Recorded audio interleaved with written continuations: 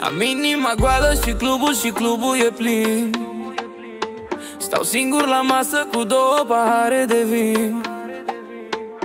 Am atâtea să spun, ce păcat că noi nu mai vorbim.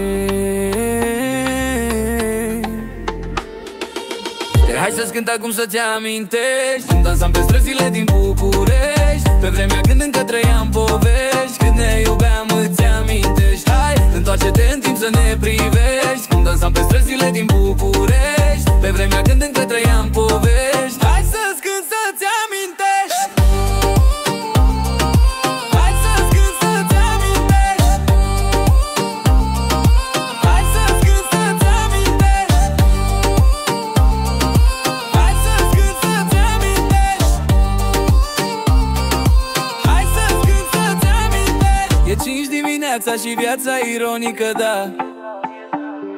Pe Uber am pus din greșeală fix adresa ta și m-am prins târziu că deja interfonul suna. Hai să-ți cânt acum să-ți amintești cum dansam pe străzile din București, pe vremea când încă trăiam povești. Când ne iubeam îți amintești. Hai, întoarce-te în timp să-i amintești cum dansam pe străzile din București, pe vremea când încă trăiam povești. Hai să-ți cânt să-ți amintești. Hai să-ți cânt să-ți amintești. Hai să-ți cânt să-ți amintești.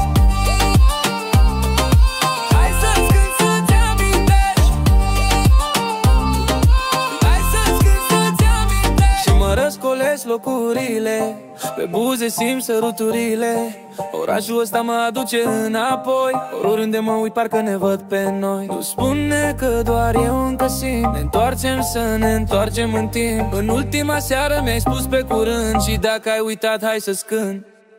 Dar hai să-ți cânt acum să-ți amintești. Dansam pe străzile din București, pe vremea când încă trăiam povești. Când ne iubeam îți amintești. Hai, întoarce-te în timp să ne privești cum dansam pe străzile din